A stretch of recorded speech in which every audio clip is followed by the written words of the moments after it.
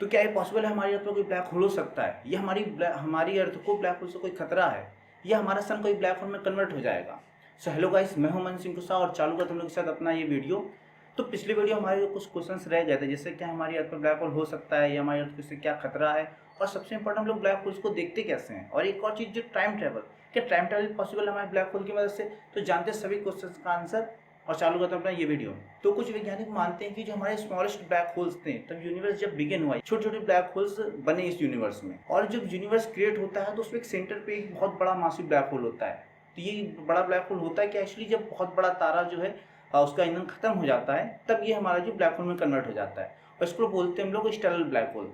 तो ये जो है जैसे हमारा सोलर सिस्टम है, सोलर सिस्टम में क्या हमारा जो सन है वो हमारी अर्थ को जो है स्टेबल रखता है, या हमारे जो बाकी प्लैनेट्स हैं उनको स्टेबल रखता है। सेम तरीके ये स्टेलर ब्लैक होल पूरे यूनिवर्स को जो है बाउंड करके रखता है, उसको स्टेबल में करता है। तो आते हैं हम लोग सबसे इंपॉर्टेंट क्वेश्चन पे कि ब्लैक होल्स को हम लोग देखते कैसे हैं, और सबसे जरूरी कि हम लोग ये जरूरी क्यों है ब्लैक होल्स को देखना। इसको हम लोग देखेंगे तो क्या हम लोग खाना हजम नहीं होगा या पानी हजम नहीं होगा? तो ब्लैक होल्स बहुत मासिव ऑब्जेक्ट्स होते हैं जो कि आइंस्टीन की रिलेटिविटी थ्योरी द्वारा प्रेडिक्ट किए जाते हैं। ये जितने इंपॉर्टेंट है हमारे लिए उतने ही डेंजरस भी है हमारे। ये हमारे जो एस्ट्रोनॉमर्स स्पेस में जाएंगे तो इनको देखेंगे कैसे? तो अगर मैं एक सिंगल वर्ड में आंसर करूँ हम लोग ब्लैक होल को देख सकते हैं, तो हमारा आंसर होगा नहीं, हम लोग ब्लैक होल्स को नहीं देख सकते हैं। तो हम लोग कैसे पता लगाएंगे कि यहाँ पे ब्लैक होल है या यहाँ पे ब्लैक होल है या ब्लैक होल नहीं है? तो ऑब्वियसली हम लोग ब्लैक होल नहीं देख सकते हैं, लेकिन जैसे आपको पता है हम लोग ग्रेविटी को भी नहीं देख सकते, लेकिन जो ग्रेविटी का इफेक्ट है, चीजें अपनी ओर आकर्षित होती हैं या फल नीचे टूट कर गिरता है, ये सब ग्रेविटी के इफेक्ट है। तो ग्रेविटी के इफेक्ट हम लोग महसूस करते हैं। सेम तरीके के हम लोग ब्लैक होल्स के इफेक्ट को देखते हैं। ब्लैक होल को नहीं देख सकते, लेकिन ब्लैक होल के इफेक्ट को हम लोग देख सकते हैं। तो पहली चीज हमारे पास आती है कि ब्लैक होल्स इतने मासिव होते हैं कि इनसे लाइट भी एस्केप नहीं कर पाती है। तो जैसे आप एग्जाम्पल मान लीजिए हमारा ब्लैक होल है, ये हमारी लाइट है। अगर लाइट यहाँ से आती आई यहाँ पर और यहाँ अंदर चली गई, उसके बाद यहाँ से गायब हो गई, तो इसका सिंपल सा मतलब यही निकलता है कि नहीं, यहाँ पर कोई एक अननोन ऑब्जेक्ट थी यहाँ पर जिसने लाइट को अपने अंदर कर लिया। या सेम आप ले सकते जो हमारे मासेस हैं, यानी हमारे प्लैनेट्स हैं या हमारे धूमकेतु, वो सब आते आते यहाँ पर खत्म हो जाते हैं। तो एक अननोन सा स्पेस है, जगह ये स्पेयर है जहाँ पर चीजें आने के बाद खत्म हो जाती है, तो हम लोग मान सकते हैं हाँ यहाँ पर ब्लैक होल है। फिर दूसरी चीज हमारे पास क्या आती है, जैसे हमारा सन ले लीजिए, सन के हमारे अराउंड जो है पृथ्वी चक्कर लगाती रहती है। सेम तरीके से ब्लैक होल्स के अराउंड जो हमारे स्टार्स हैं या प्लैनेट्स हैं, धूमकेतु, इवन लाइट भी जो है उसके अराउंड घूमा करती है। तो इससे हम लोग पता लगा सकते हैं कि एक अननोन ऑब्जेक्ट है जिसके चारों बहुत सारी चीज घूम रही हैं। तो इससे हम लोग मान सकते हैं हाँ ब्लैक होल्स यहाँ पर हो सकते हैं। तो हमारे पास एक और चीज आती है कि जब ब्लैक होल के पास कोई बहुत बड़ा तारा आता है तो इससे हाई एनर्जी की डेंसिटी की लाइट इमिट होती है।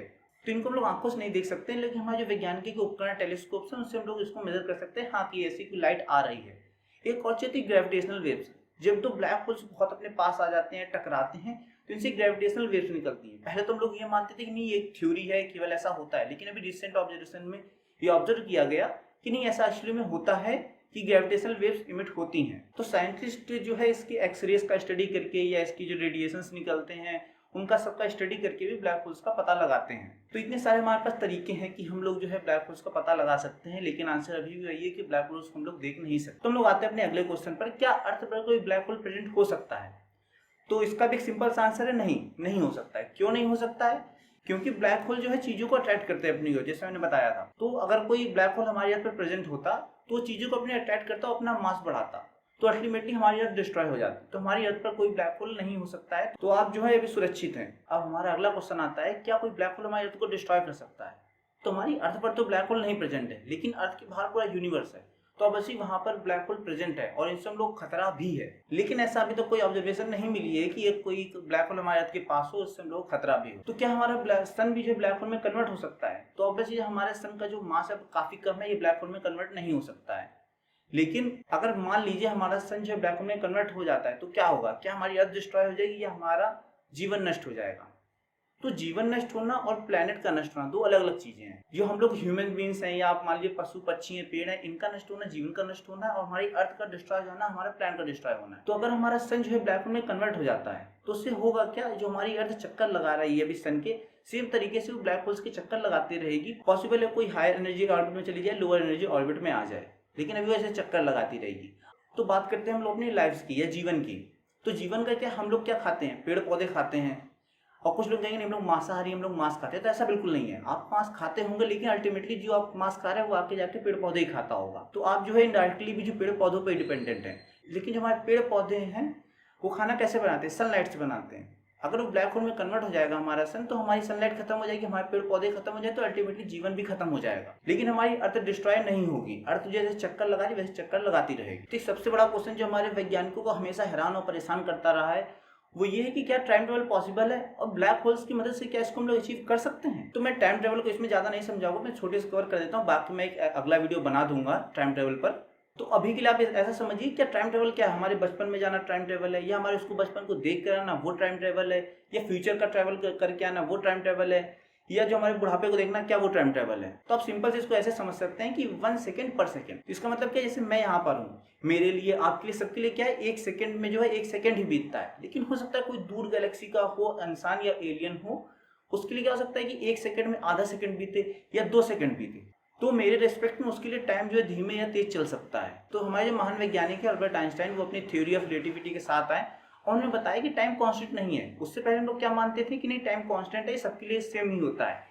तो आइंस्टीन ने स्पेस टाइम ग्राफ दिया हम लोगों को कि जो है टाइम जो है वेरी करता है according to space time graph.